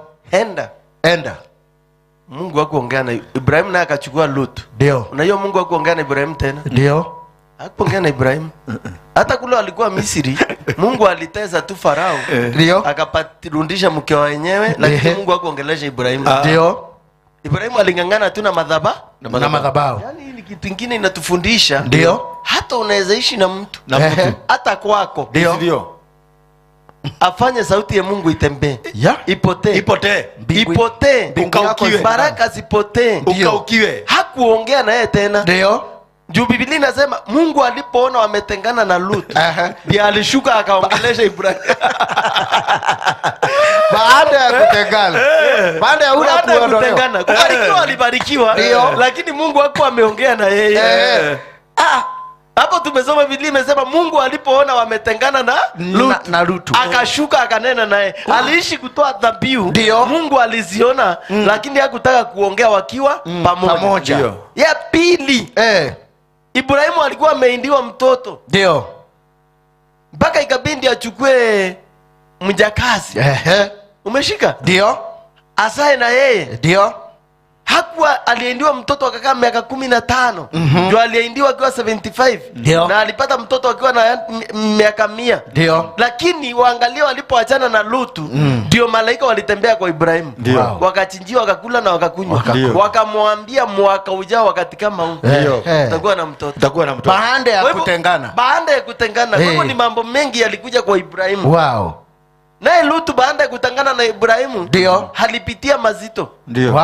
Alienda, hata unasikia Biblia inasema alienda Sodoma na Gomora. Nchi ambayo ilitenda maovu Mungu akaichukia.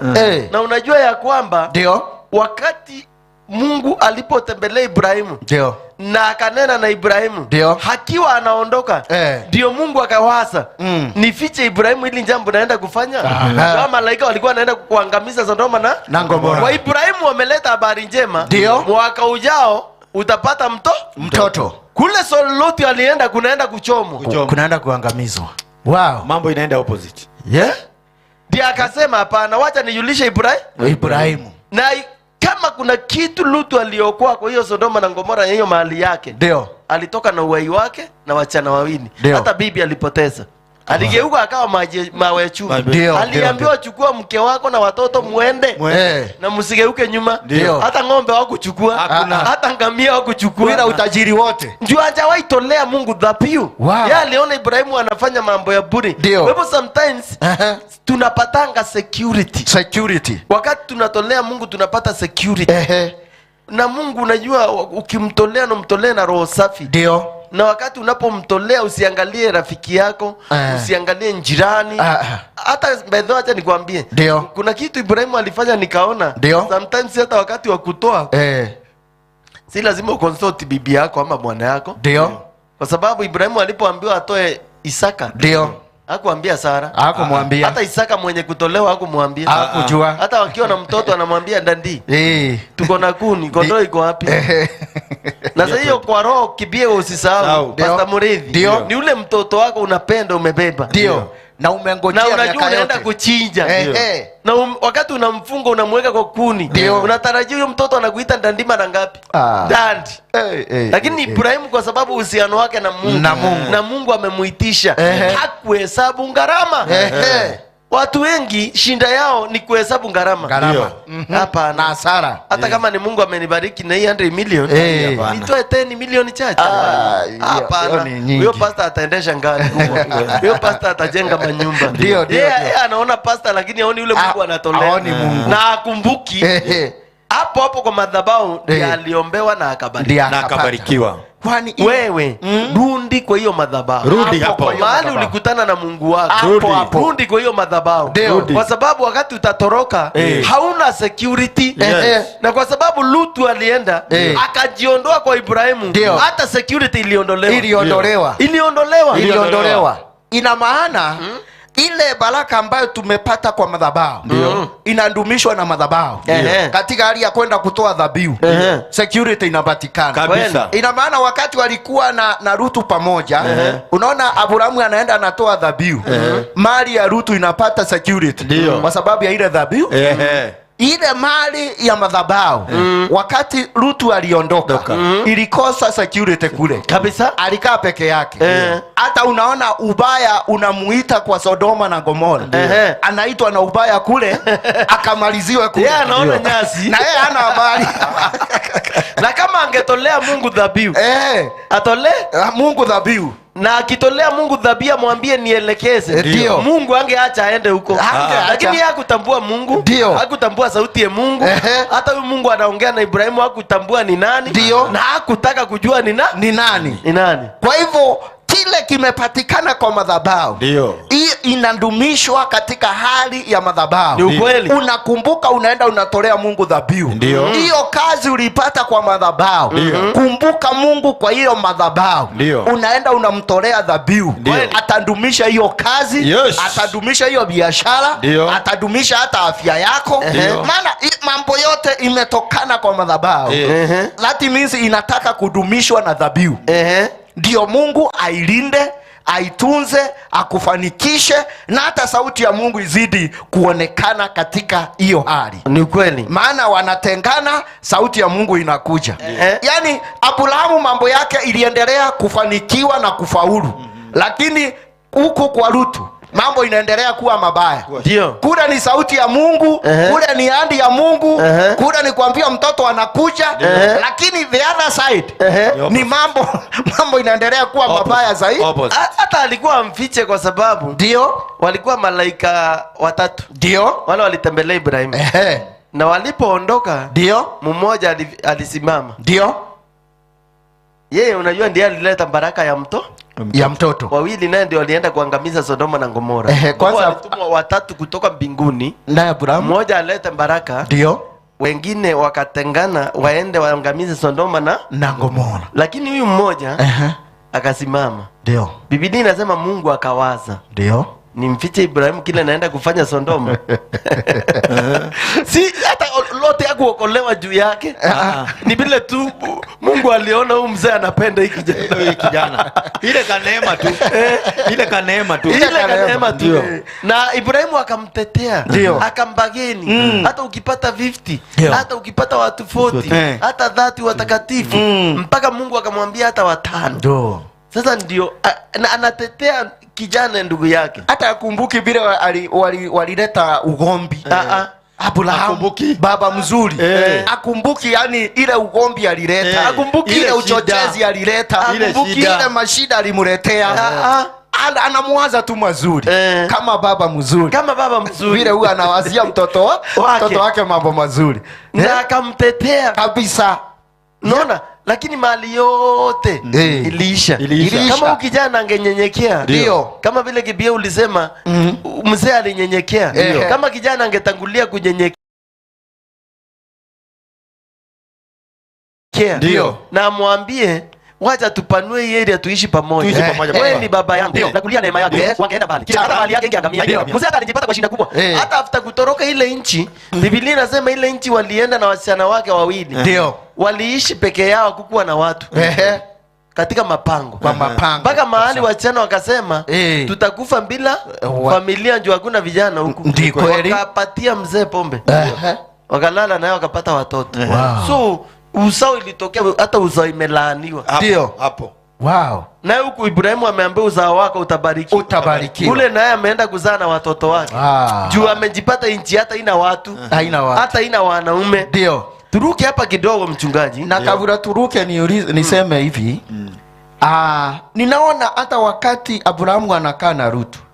Abrahamu alikuwa anamwambia twende tukaabudu Mungu. Haijaandikwa, lakini naona maana alikuwa baba ambaye anapenda huyu kijana. Alikuwa hata anamwambia, ni ukweli, si ni Sunday twende kanisani. Rutu anamwambia niko na shughuli mingi. Wewe henda, tutaenda siku ingine. Ndio nikasema hapo kijana anatembea kwa mahoteli. Kijana ni kusui. Baba anamuelekeza. Baba anaenda Mombasa. Mombasa. Na ndege. Ni siku ya kanisa, anajipa shughuli. Na kwenda kuimba kwa makilabu. Kukuka nayo.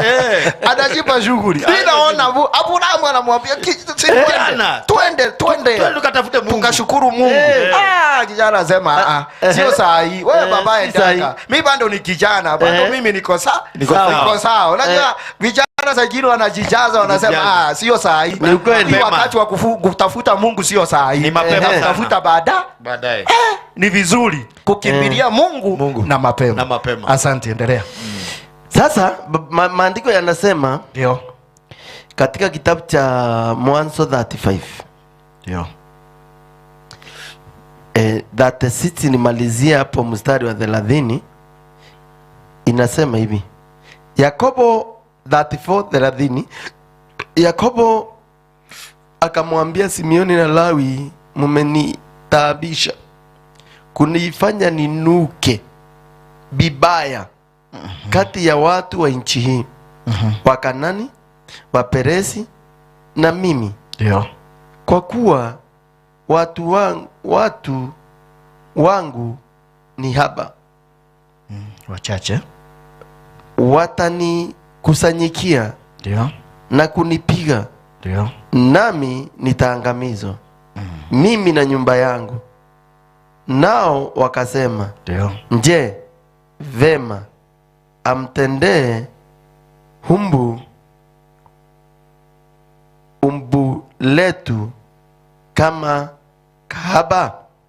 Sasa ndio, huyu mtu ameenda amejipata kwa watu wanaitwa wa Shekemu. Ndio. Na watoto wake wameua wanaume kule. Huyu mtu anaitwa Yakobo ni mjukuu wa Ibrahimu. Ndio baadaye alikuja kuitwa Israeli.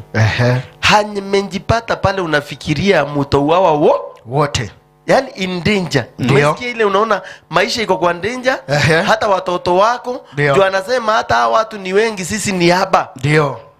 Sisi ni wachache. Umeunderstand? Ndio. Sasa wamejipata katika shinda. Ndio. Sasa 35:1 inasema Mungu ndiye akashuka akaongea na Yakobo. Ndio. Akamwambia ondoka. Panda uende Betheli. Betheli ni pale pale Ibrahimu alikuwa. Pale. Ni madhabahu ile ilijengwa na ile. Akampata katika huzuni yake. Ndio. Akamwambia ondoka. Panda uende Betheli. Ukakae huko. Yes. Ukamfanyie Mungu madhabahu huko. Wow. Alikuwa ameenda kutoa madhabahu mahali hata hapafai. Amesahau hata na kutolea Mungu madhabahu. Ndio. Amepata mali, amestare. Naye Mungu anamwambia ondoka hapa haraka. Ndio. Enda Betheli, ndio ukafanyie Mungu madhabahu huko. Yeye aliyekutokea. Anamkumbusha mambo ya kitambo. Aliyekutokea. Ndio. Ulipomkimbia Esau ndugu yako. Wow. Sasa anamkusha. Sasa ako hatarini. Ndio. Amemkumbusha ile siku alikuwa kwa hatari. Mungu alimtokea Betheli. Naye Yakobo akamwahidi, hapa umenitokea. Nikienda kule naenda nifanikiwe. Na nirundi. Nitarundi hapa nikutolee dhabihu. Lakini wakati wa kurundi alisahau. Hata alimwambia nitakutolea fungu la 10, Ndio. nitakutolea dhabihu. Akachukua mawe akalimiminia mafuta.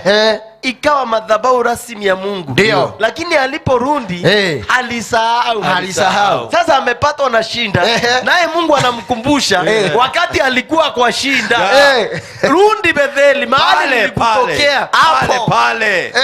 Basi mtazamaji, ndio si vema ungojee Mungu akukumbushe wakati wa shinda ati ndio urudi mahali wakati ulikuwa na shinda ukafanikiwa. Kwa hivyo yeye alikuwa na shinda, ndio akafanikiwa Betheli, na Mungu akamnenea pale, lakini akasahau. Sasa Mungu akamwambia hakuna kitu tunambageni hapa, hata kwa inchi hatuongei chochote. Kwanza rudi Betheli na unitolee dhabihu pale. Kwa hiyo muji hata wewe rudi kwa hiyo madhabahu. Hiyo madhabahu ulipotea, huyo mchungaji wako huyo ambaye alitumika na Mungu kukuinua, rudi pale. Rudi mahali uliombewa hapo. Unaona sasa faida ya kundumu katika madhabahu na kundumu katika kutoa. Sasa Mungu kabla waongee chochote, ndio rudi Betheli pale, rudi na anamkumbusha vizuri ili akumbuke mahali nilikutokea, ulipokuwa hatarini ya kuuawa na ndugu yako, ndio nikakuokoa. Hapo tu ndio nitakuokoa. Alikuwa amekimbizwa na ametoroka asiuawe. Na kwa sababu ya ahadi ya Mungu, ndio alipoenda kule alienda akafanikiwa. Hata aliporudi, kuna mahali alivuka mto akasema nilivuka hii mto na fimbo nikienda, lakini nikirudi niko na mabibi na watoto na mali mingi. Lakini hakukumbuka Betheli. Sasa amejipata kwa shida kubwa sana. Sasa naye Mungu hakumwambia nitakuokoa ama nitafanya nini. Rudi pale Betheli, mahali tulikutana na wewe. Hapo mahali tulikutana na wewe ulipokuwa umekimbia Esau. Ndio na sirudi mikono tupu. Reverend, ndio unataka kusema kuna mtu ameishi kuhamahama makanisa. Ati hapa kuna shida, anahama kanisa, anaenda. Kwa hivyo hakuna suluhisho kuhamahama kwa makanisa. Pale mlianza na Mungu. Hapo ndio suluhisho iko. Shoka hau. Ale mwaba na ile nanga. Hapo. Urudi. Kwa hivyo nisitihame huku niende mahali pengine. Hiyo italeta jawabu. Pale nilisikia hiyo sauti. Wewe unafikiria Yakobo aliomba Mungu alijenga madhabahu ngapi? Ni kwingi. Lakini anakumbushwa hapo Betheli. Hapo analilia Mungu amuokoe. Anamwambia angalia, sisi ni wachache sana, tutaangamiwa. Anaomba tu, analilia Mungu. Naye Mungu anamtokea anamwambia sitaki story mingi, sitaki mambo mingi. Rudi hapo pale tu Betheli. Ndio suluhisho iko. Ukirudi hapo na asirudi mikono tupu, aenda na dhabihu. Hata Mungu mwenyewe anamwambia na waongee anything, hata hakuna mbageni. Anamwambia uende Betheli, ukae huko. Si ukae hapa, ukae huko. Na anarudi anamwambia ukamfanyie Mungu madhabahu huko Betheli. Sio huko Betheli. Labda alikuwa ametoa madhabahu hapa lakini kukubalika. Anapendeleza Mungu. Ndio Mungu anakumbuka Betheli. Hapo ndio tulie. Ni mahali pateule. Hata yeye alimwaga mafuta hapo. Hata yeye mwenyewe aliona Mungu hapo Betheli. Mpaka akaona kuna ngazi mpaka mbinguni. Akasema hapa panatisha kama nini. Lakini alisahau na pale panatisha. Sasa anaambiwa rudi. Huko ndio utanitolea dhabihu. Ina maana anapembeleza Mungu apate kibali pande hii, lakini Mungu anamwambia hiyo Yakobo hapana, tunaenda pale Betheli. Pale tulianza hapo ulipokutana nami hapo na ukaniinulia madhabahu, rudi hapo. Na ukirudi hapo Mungu atamuelekeza. Kwa hivyo kuna msikilizaji na mtazamaji ambaye pengine ametangatanga ndio apate watoto. Ametangatanga kutoka hapa, ameenda mahali pengine, anataka watoto. Mwingine ametangatanga kazi zilifungana. Mwingine ametangatanga kwenda ngambo kulifungana. Ni kuhama, anafikiria kihama hapa akienda mahali pengine atapata suluhisho. Suluhisho hakuna. Neno limesema vizuri. Mahali mlipatana na Mungu. mahali mlipatana na Mungu wakati wa kwanza, hapo ndio shida yako yote itatatuliwa. Hapo kweli ndio hapo ndio Mungu hataki maneno mingi, hataki story mingi. Sijui nilienda, sijui nilifanya, sijui nimekuwa nikitoa, sijui nimekuwa hapana. Hakuna kubishana. Rudi mahali, rudi pale tulipatana. Yes, Betheli. Ukae huko na utoe dhabihu wapi? Hapo. Unajua kuna watu mchungaji ndio anaendanga kanisani kwanza sana hapa Nairobi. Ndio. Na hata nje. Lakini ni kitu nimeulizwa ama nimekutana na watu wengi tukaongea nao. Ndio. Unapata mtu amebarikiwa. Ndio. Anakuambia mimi niliona hizi kanisa za Nairobi zimebarikiwa. Lakini kuombewa anaombewa huko na anapata baraka huku. Nikaona niende nikajengange makanisa ya ushago. Mimi siko against kanisa ya ushago. Lakini unapata pale ametoa baraka. Ndio. Hatoi chochote. Alisahau. Hata ni kujifanya. Hata si kusahau. Ingine inaitangwa kujifanya. Hata fungu unapata mtu anakuambia mimi napatianga wale wanaomba kwa barabara fungu la 10. Biblia inasema peleka katika nyumba la Mungu. Hakuna mahali imesema upatie hao. Peleka kwanza fungu. Ndio. Ile inabaki toa yako. Uwasaidie nayo. Lakini si tithe. Ndio. Si tithe. Ukumbuke mahali Mungu amekutoa. Na ndio maana huyu anakumbushwa mpaka taabu zile alikuwa nazo. Nilikutokea. Ukiwa unakimbishwa na ndugu yako Esau akuue, nikakuokoa pale. Rudi pale. Hebu tusikie hapa. Biblia anasema Yakobo akawaambia watu wa nyumbani mwake wote waliokuwa pamoja naye, ondoeni miungu migeni iliyoko kwenu. Ndio. Munjisafishe. Ndio. Mukabadili nguo zenu. Tuondoke tupande kwenda Betheli. Ndio.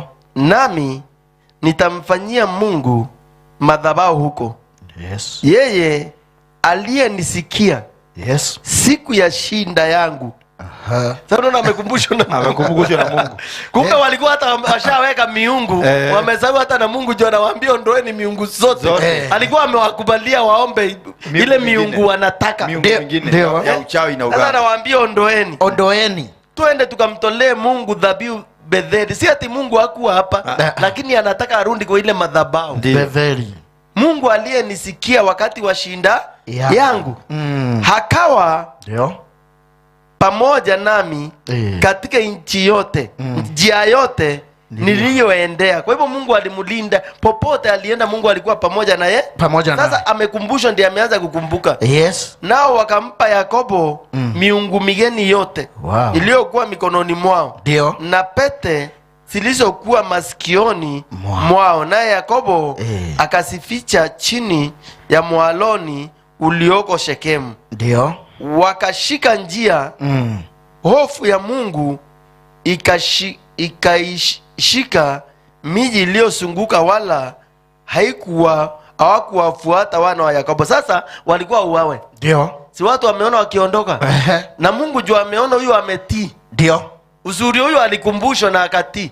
Hata sasa kuna wengine tunakumbusha hapa kwa TV. Anasema wachana nao ni wakora, ni pesa wanataka, lakini ule atatii. Ataenda mbali kabisa na atabarikiwa. Labda ni Mungu amefanya tukukumbushe wewe. Mahali we ulibarikiwa. Sisemi madhabahu yetu tu. Kuna madhabahu ulibarikiwa unatazama. Kuna mahali ulitoka. Kuna mahali ulipata divine connection. Ya mpaka ukafika hapo umefika. Na si madhabahu peke yake. Kuna mtu alihusika kwa maisha yako, akakufikisha mahali alikufikisha. Saisi hata usugulikangi na yeye. Iwe ni mzazi, iwe ni mjomba, iwe ni msamaria mwema. Mukumbuke siku ya leo. Mukumbuke siku ya leo. Labda ndio maana unapitia mashinda, kwa sababu mtu alikusaidia ukamtuzi. Mtu alikusaidia ukaona hafai, kama ile ya Lutu na Abrahamu. So wakashika njia na wakaendelea. Naye Mungu akapatia wale watu off. Wote. Hakuna mtu aliyefikiria kuwafuata. Kwa hivyo wakati unatii Mungu, hata kama kuna shetani alikuwa anakuandama, wakati unarudi sasa unatii, atatiwa mpaka hofu. Hata maadui watatiwa mpaka hofu. Unaona? mji ulioko nchini Kanani ndio Betheli. Basi Yakobo akafika Lusu ulio katika nchi ya Kanani. Sasa ni ile nchi Ibrahimu alikuwa anaambiwa nitakupatia na uzao wako milele. Mungu akakubali madhabahu itolewe mahali kwingine. Ni kweli. Na usikumbuke Ibrahimu naye alikuwa ametoa madhabahu Betheli. Yakobo akitoroka akafika Betheli akalala. Mungu akamtokea Betheli. Sasa anamwambia rudi Betheli. Rudi. Sasa sikia hii. Ndio. Akajenga huko madhabahu. Ndio. Akapaita mahali pale Betheli. Ndio. Kwa sababu huko Mungu alimtokea hapo alipokimbia ndugu yake. Ndio. Aya. Akafa Debora mlezi wa Rebeka, akazikwa katika nchi ya Betheli. Huyo ni yule alilea mama yake. Nchi ya Mwaloni, na jina lake likaitwa Alo-Bakuth. Sasa sikia 9. Mungu akamtokea Yakobo baada sasa kujenga madhabahu. Ndio. Mungu akamtokea Yakobo. Ndio. Tena. Aliporudi kutoka Pandaramu akambariki. Unasikia sasa baada ya kurudi Betheli. Ndio. Amejenga madhabahu. Ndio. Mungu pale hakumbariki na hakumtokea. Ndio. Sasa ndio amejenga madhabahu. Mungu akamtokea akambariki. Mungu akamwambia jina lako ni Yakobo. Hutaitwa tena Yakobo, lakini utaitwa Israeli. Amen. Yaani mpaka jina na ndio mpaka wale unasikianga wanaitwa Waisraeli. Ilitokana na hapo. Amen. Yaani jina limendumu mpaka leo. Mpaka leo. Unaona? Ndio. Utaitwa Israeli, litakuwa jina lako. Akamuita jina lake Israeli. Mungu akamwambia mimi ni Mungu Mwenyezi Mungu, usindi kuongezeka. Sasa Mungu anatamka baraka tu. Unaporudi Betheli, baraka sasa zinatokea, zinakuja tu. Mpaka majina imebadilishwa, mpaka ataitwa mbarikiwa. Uzao wako utandumu. Yaani yale maneno Mungu alitamka. Na akamwambia utakuwa na taifa kubwa. Kundi la mataifa watatoka kwako. Hata sasa tunajiitanga Waisraeli. Ndio. Kila muumini ambaye ameitanishwa na Mungu ni Muisraeli, kwa sababu Ibrahimu ndio baba yetu wa imani. Ndio. Akasema kila taifa itanishwa na ye. Kundi ya mataifa watatoka kwako. Ndio. Wafalme watatoka biunoni mwako. Yaani sikia baada ya kurudi. Uzuri alitii. Baada ya kutii na akarudi na akatoa dhabihu. Ndio Mungu anamtokea anamuongelesha. Ndio. Anamwambia nchi hii niliyowapa Ibrahimu. Ndio. Sasa babu yake. Ndio. Isaka baba yako. Nitakupa wewe. Na uzao wako. Baada yako nitawapa nchi hii. Amen. Hallelujah. Yaani mpenzi mtazamaji. Mungu anjamalizana na wewe. Ndio. Lakini kuna mahali Mungu anataka urudi. Ndio. Na hata unaweza kuwa unandumu pale. Ndio. Lakini hautoi dhabihu. Ndio. Kwa sababu Ibrahimu hata aliporudi alitoa dhabihu. Ndio. Wakiachana na Lutu. Na Ibrahimu hakupoteza chochote. Ndio. Hata kuku, wacha kondoo. Hata kuku. Ndio. Kwa sababu alitambua kutolea Mungu madhabahu. Ndio. Wakati unaporudi kwa Mungu, hama mahali unaishi, jitolee kwa Mungu. Jenga madhabahu, nayo madhabahu itakutetea. Katika hiyo shinda uko nayo saa hii. Kumbuka kama kuna mahali ulizao Mungu, mujengee madhabahu na yeye atakutetea. Kumbuka kama kuna kitu uliahidi Mungu na hukufanya, rudi ufanye na yeye Mungu atakutetea. Amen. Kumbuka kuna mahali ulienda kwa madhabahu ukaahidi, nitanunua lori ya mawe, nitatoa hii, ukaandika plenji yako ukakosa kutoa. Rudi kwa hiyo madhabahu. Tolea Jehova. Naye Jehova atakutetea. Katika hiyo shinda ambayo ulienda ng'ambo, ulisahau mahali njia zilifunguka. Si hao wako ng'ambo walikufungulia njia. Hapana. Toa dhabihu katika hiyo madhabahu. Nayo madhabahu itakutetea. Madhabahu itakutetea. Mahali ulikutana na Mungu katika shinda yako, ukasahau na huyo Mungu. Tolea huyo Mungu. Usikae kama Lutu. Lutu hakuitoa dhabihu, hakuabudu Mungu, naye maisha yake iliharibika hivyo. Simama na Mungu, naye Mungu atakutetea. Amen. Kuna jambo mngeongezea tukimalizia?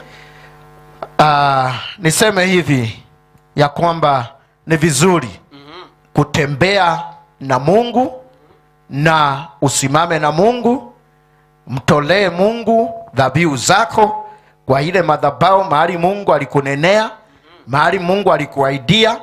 Huyo Mungu hata ukienda ufanikiwe uinuliwe kiasi gani, ndio usije ukasahau na yeye. Yes. Naye atadumisha hizo baraka na atazidi kufungua njia zako katika jina la Yesu. Amen. Mungu awabariki. Amen. Na mimi nikimalizia niseme ya kwamba wakati unasimama na kazi ya Mungu, wakati unamtolea Mungu, wakati unarudi katika ile madhabahu na unamfanyia Mungu kazi, kwa sababu kazi za Mungu ni mingi sana katika madhabahu, kujenga, kutoa na mambo mengine. Wakati unafanya hivyo, unajiwekea security wewe mwenyewe, unajilinda wewe mwenyewe, unalinda watoto wako, unalinda biashara yako, unalinda hata hiyo kazi yako. Hata wewe ukiwa ng'ambo unajilinda mwenyewe. Ukikumbuka madhabahu, ni lazima Mungu anakuwekea security. Kwa nini niseme hivyo? Wakati Abrahamu alitoa dhabihu, alijiwekea security mpaka kwa uzao wake wote, mpaka hata siku ya leo. Amen. Amen. Sisi wote tumetoka katika uzao ule, na ni uzao ambao ulibarikiwa na ukabarikiwa sana. Lakini ukiangalia kijana ambaye walikuwa na yeye, ambaye alikuwa anaitwa Lutu, wakati alijichagulia mahali anataka kwenda na akaenda, baada ya kukaa kule miaka ile alikaa, hata kama alikuwa na ndoa na watoto na kila kitu, iliisha na siku moja. Bwana Yesu asifiwe. Amen. Mali ya miaka mingi na mikaka iliisha na siku moja. Kwa sababu haikuwa na security, haikuwa na mtetezi, haikuwa na yoyote angesimama kwa upande ule wa Loti aseme, Loti sasa utatetewa.